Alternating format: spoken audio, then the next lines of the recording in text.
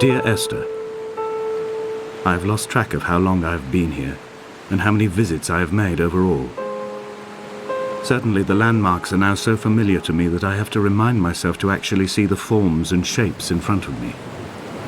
I could stumble blind across these rocks, the edges of these precipices, without fear of missing my step and plummeting down to sea. Besides, I have always considered that if one is to fall, it is critical to keep one's eyes firmly open.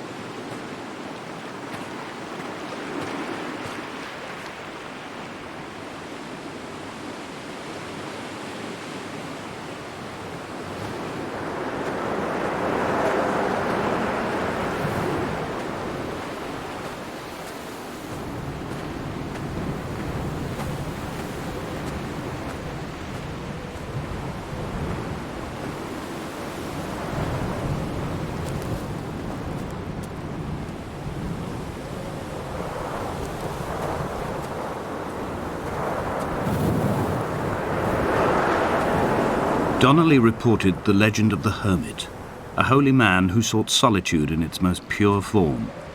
Allegedly, he rode here from the mainland in a boat without a bottom, so all the creatures of the sea could rise at night to converse with him. How disappointed he must have been with their chatter. Perhaps now, when all that haunts the ocean is the rubbish dumped from the tankers, he'd find more peace.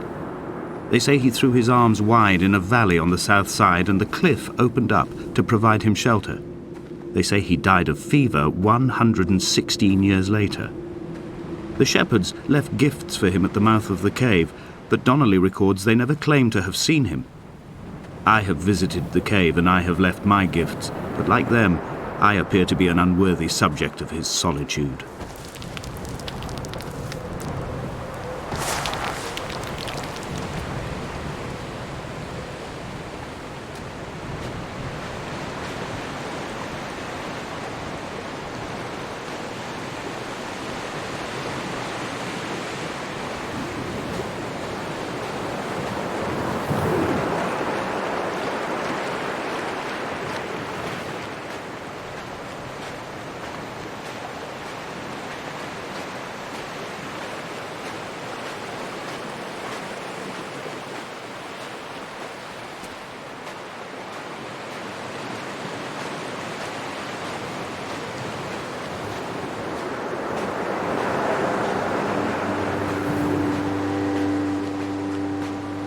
There was once talk of a wind farm out here, away from the rage and the intolerance of the masses.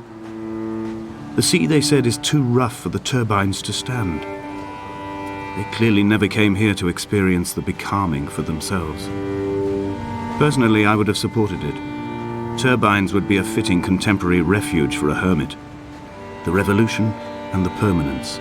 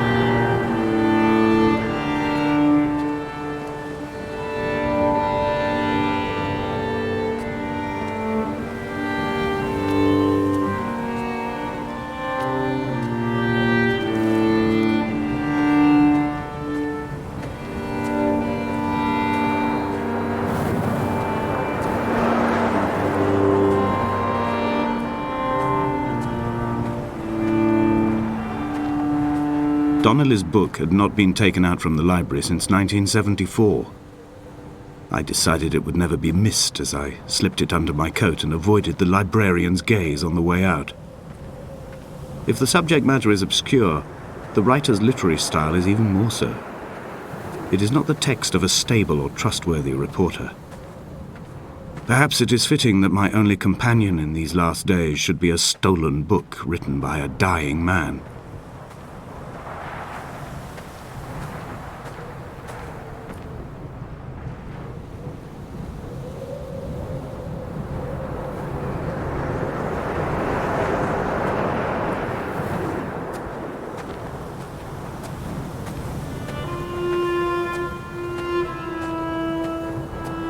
When someone had died or was dying, or was so ill they gave up what little hope they could sacrifice, they cut parallel lines into the cliff, exposing the white chalk beneath.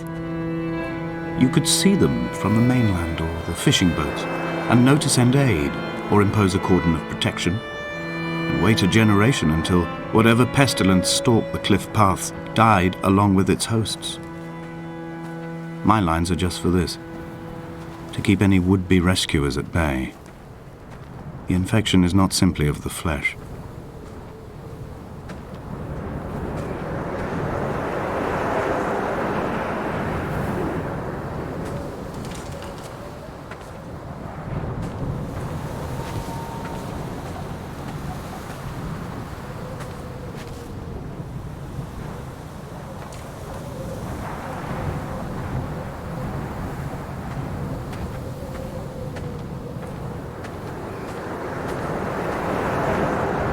They were God-fearing people, those shepherds. There was no love in the relationship. Donnelly tells me that they had one Bible that was passed around in strict rotation.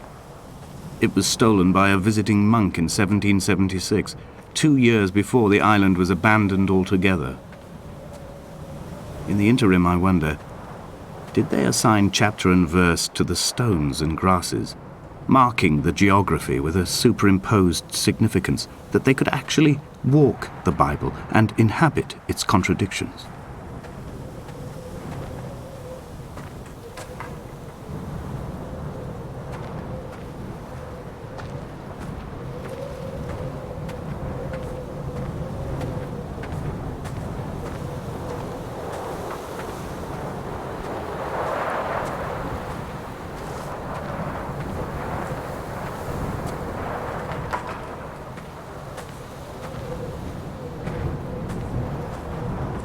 Dear Esther, I met Paul.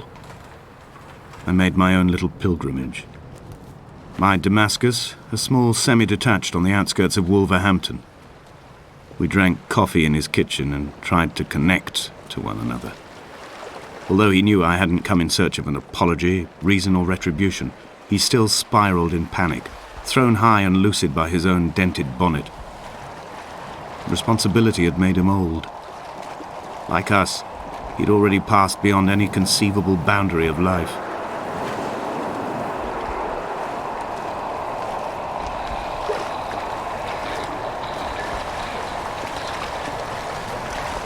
I threw my arms wide and the cliff opened out before me, making this rough home. I transferred my belongings from the bothy on the mount and tried to live here instead. It was cold at night and the sea lapped at the entrance at high tide. To climb the peak, I must first venture even deeper into the veins of the island, where the signals are blocked altogether.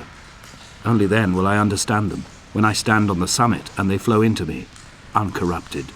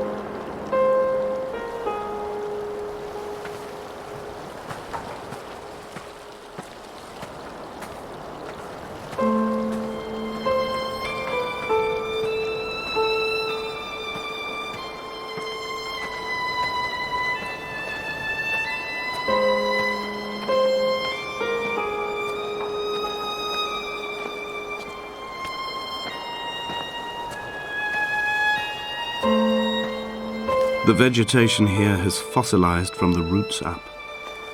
To think they once grazed animals here, the remnants of occupation being evidence to that. It is all sick to death. The water is too polluted for the fish, the sky is too thin for the birds, and the soil is cut with the bones of hermits and shepherds. I've heard it said that human ashes make great fertilizer, that we could sow a forest from all that is left of your hips and rib cage, with enough left over to thicken the air and repopulate the bay.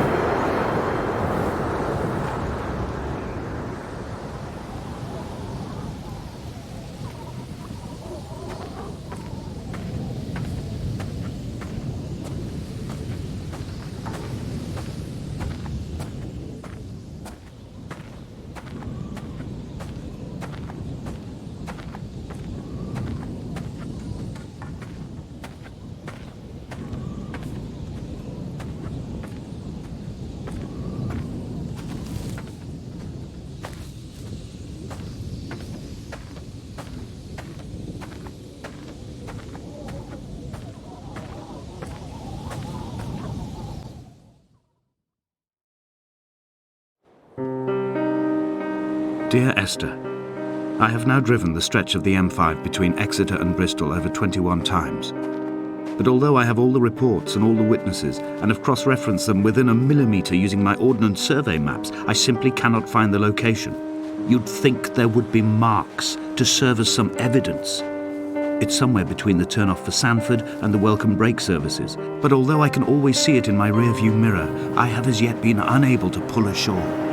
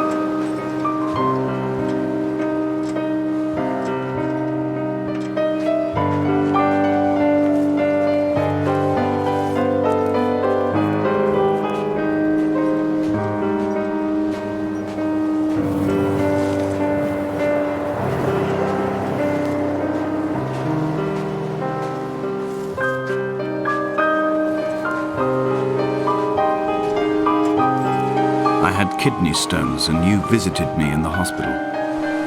After the operation, when I was still half submerged in anaesthetic, your outline and your speech both blurred. Now my stones have grown into an island and made their escape, and you have been rendered opaque by the car of a drunk.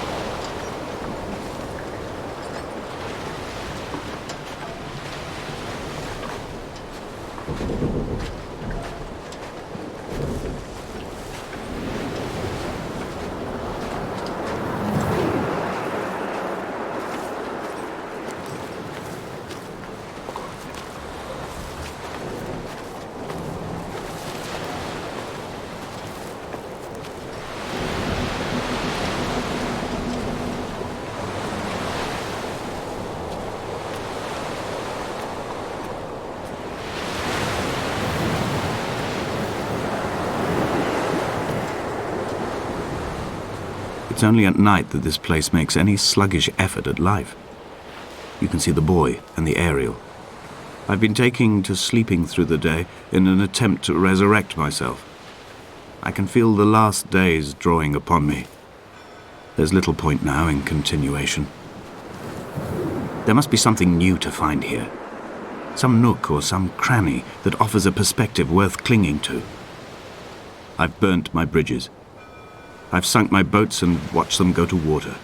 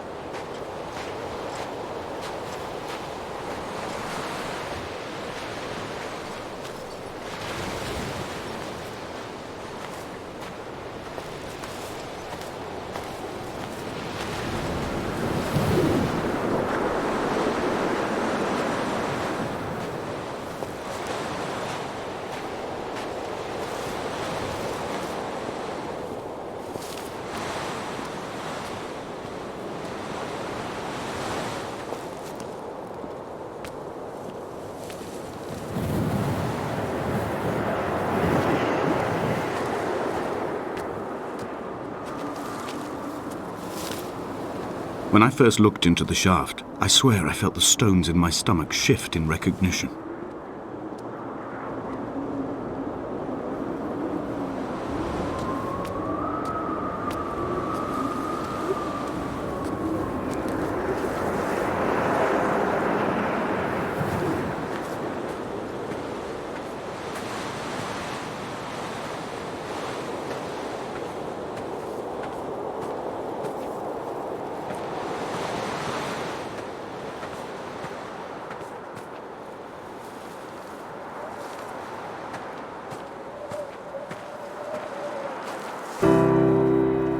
I've begun my ascent on the windless slope of the western side.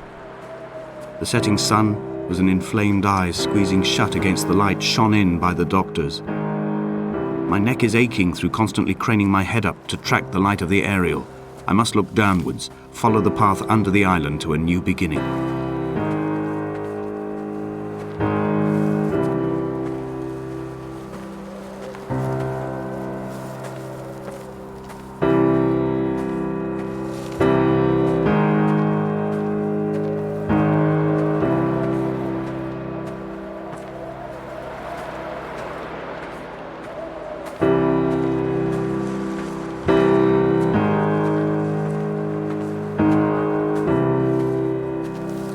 The bothy was constructed originally in the early 1700s.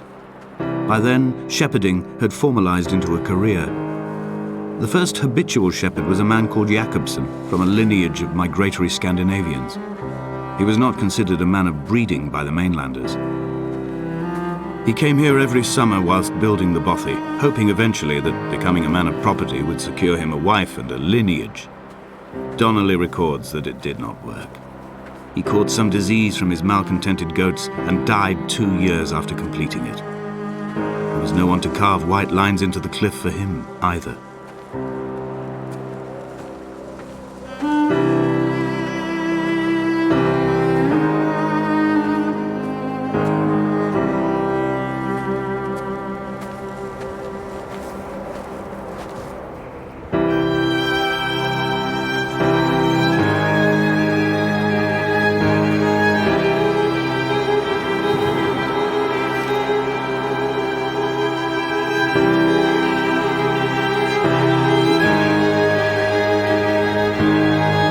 Inventory.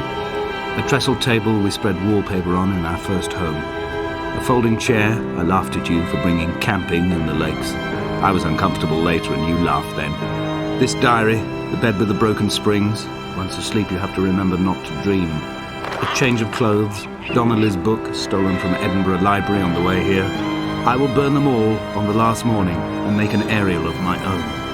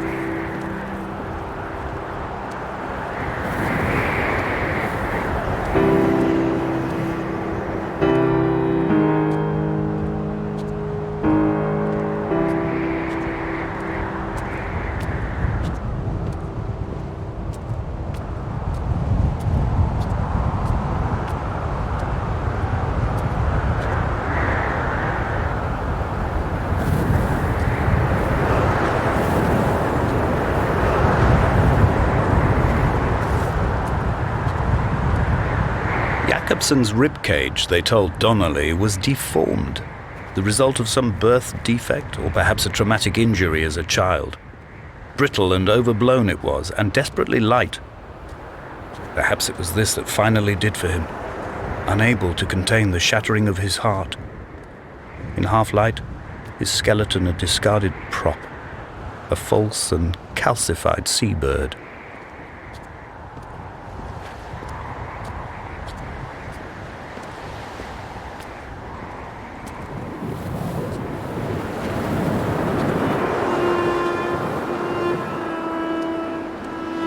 They found Jakobsen in early spring. The thaw had only just come.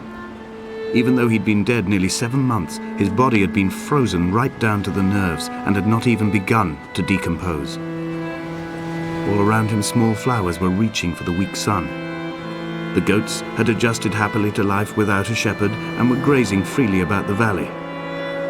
Donnelly reports they hurled the body in fear and disgust down the shaft, but I cannot corroborate this story.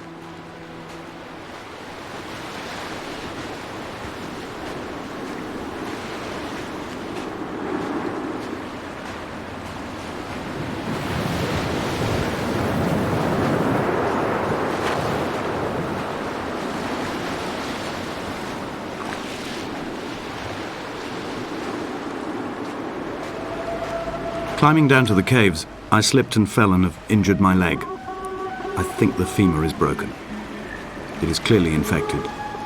The skin has turned a bright, tight pink, and the pain is crashing in on waves, winter tides against my shoreline, drowning out the ache of my stones. I struggled back to the bothy to rest, but it has become clear that there is only one way this is likely to end. The medical supplies I looted from the trawler have suddenly found their purpose. They will keep me lucid for my final ascent.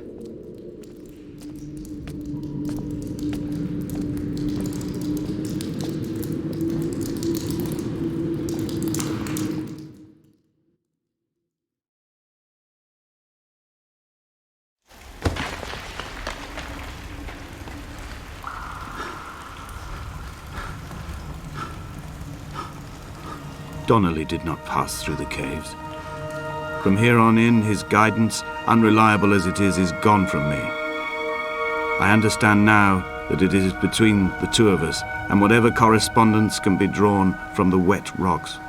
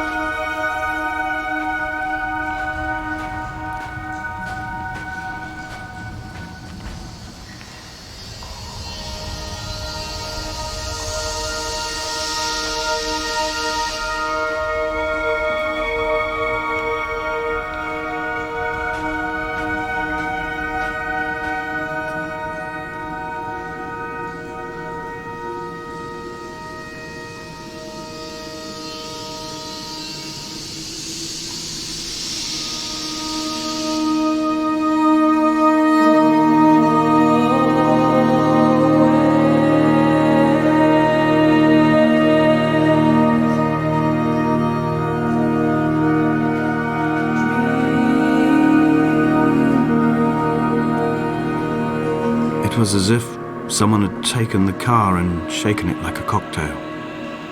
The glove compartment had been opened and emptied with the ashtrays and the boot. It made for a crumpled museum, a shattered exhibition.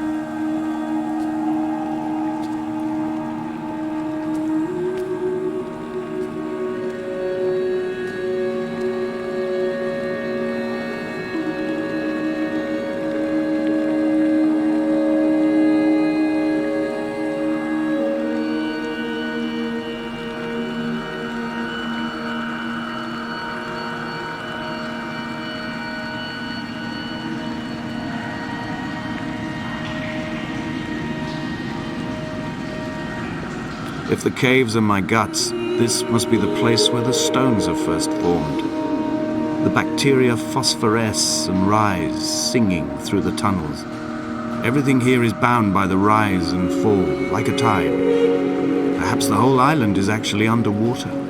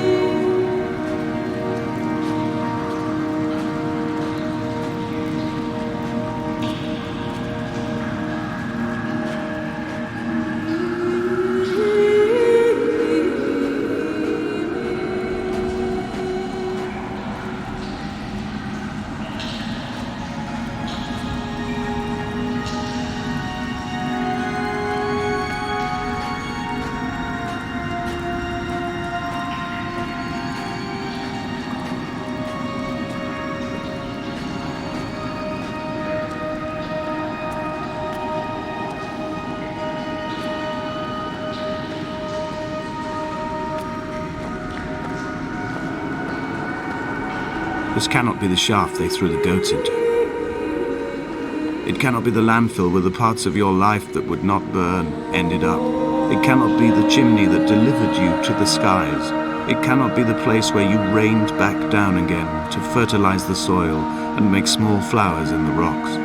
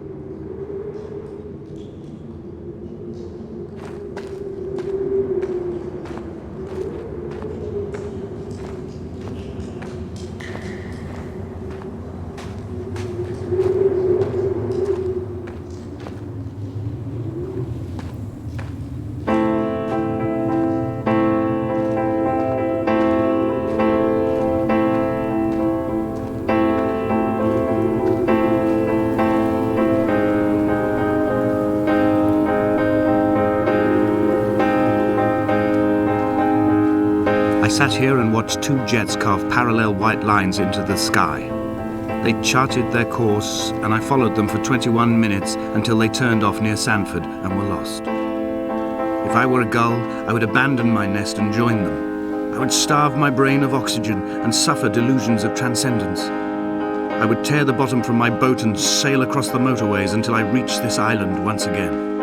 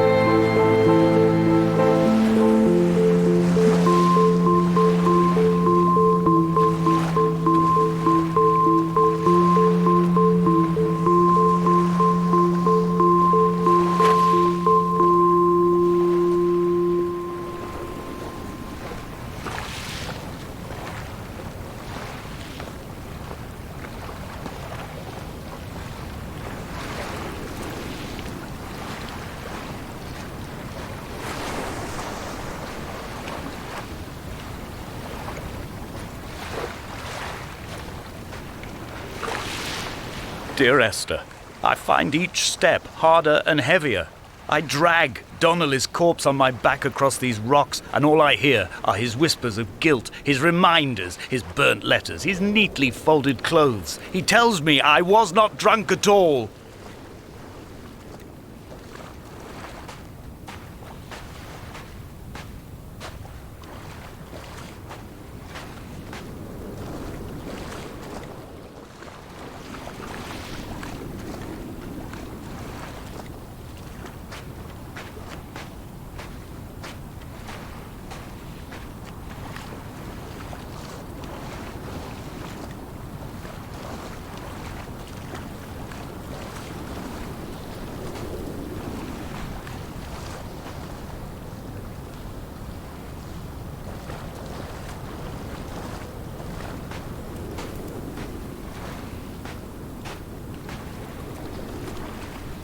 There were chemical diagrams on the posters on the walls on the waiting room. It seemed appropriate at the time. Still life abstractions of the processes which had already begun to break down your nerves and your muscles in the next room. I crammed diazepam as I once crammed for chemistry examinations. I am revising my options for a long and happy life.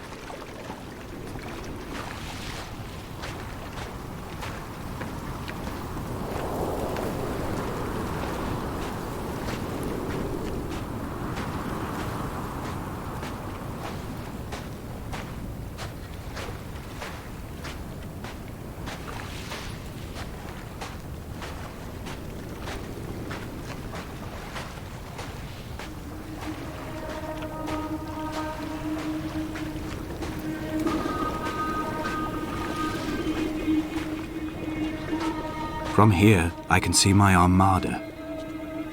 I collected all the letters I'd ever meant to send to you, if I'd have ever made it to the mainland, but had instead collected at the bottom of my rucksack, and I spread them out along the lost beach. Then I took each and every one, and I folded them into boats. I folded you into the creases, and then, as the sun was setting, I set the fleet to sail. Shattered into 21 pieces, I consigned you to the Atlantic, and I sat here until I'd watched all of you sink.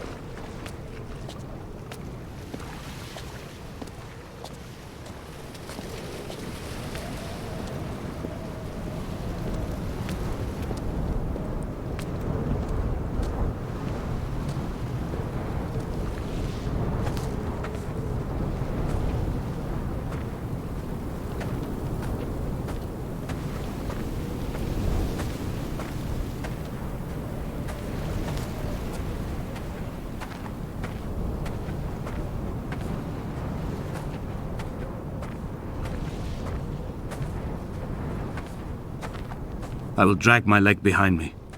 I will drag it like a crumpled hatchback, tires blown and sparking across the dimming lights of my vision. I'm running out of painkillers and am following the flicker of the moon home. When Paul keeled over dead on the road to Damascus, they restarted his heart with the jump leads from a crumpled hatchback. It took 21 attempts to convince it to wake up.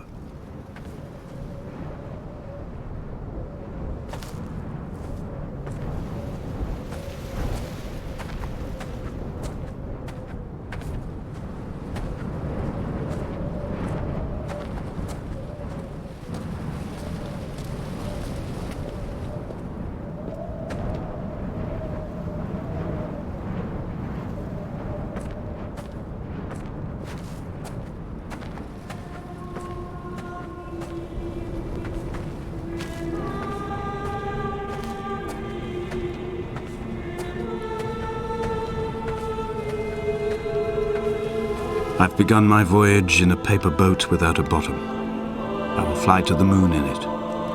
I've been folded along a crease in time, a weakness in the sheet of life.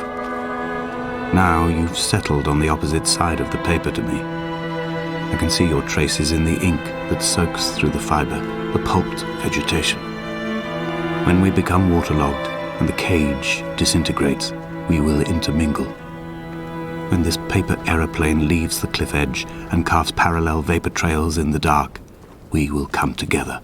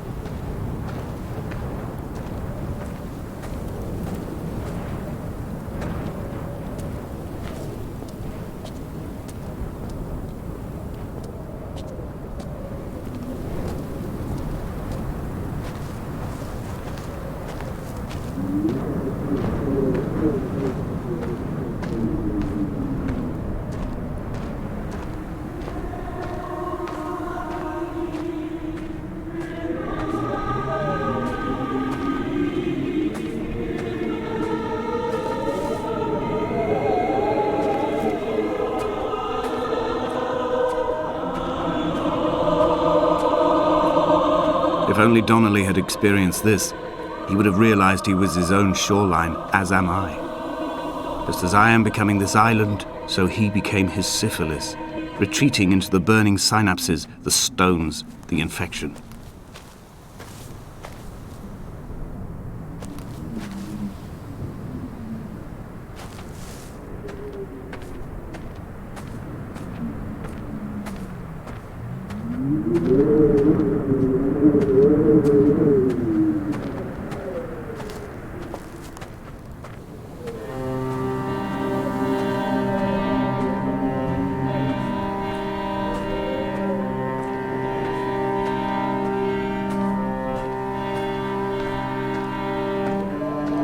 The stones in my stomach will weigh me down and ensure my descent is true and straight.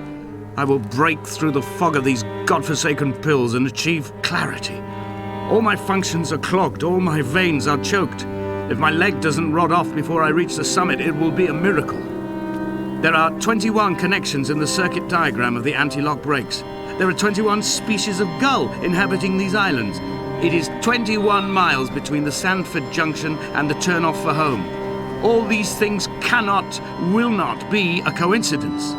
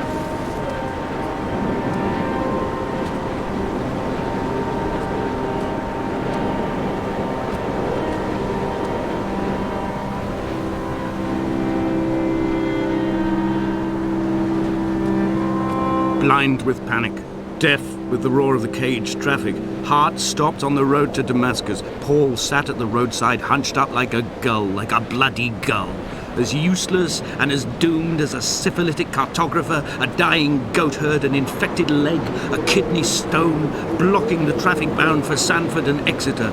He was not drunk, Esther. He was not drunk at all. All his roads and his tunnels and his paths led inevitably to this moment of impact. This is not a recorded natural condition. He should not be sat there with his chemicals and his circuit diagrams. He should not be sat there at all.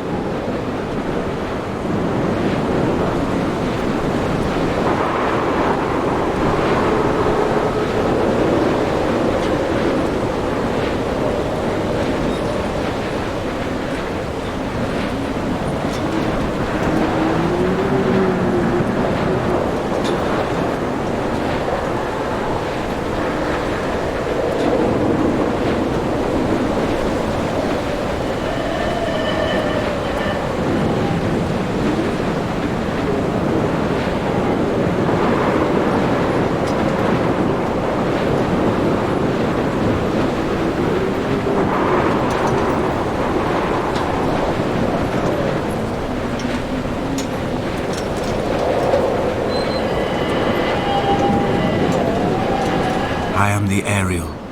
In my passing, I will send news to each and every star. Dear Esther, I have burned the cliffs of Damascus. I have drunk deep of it. My heart is my leg and a black line etched on the paper all along this boat without a bottom. You are all the world like a nest to me. Eggs unbroken form like fossils, come together, send small black flowers to the air. From this infection, hope. From this island, flight. From this grief, love.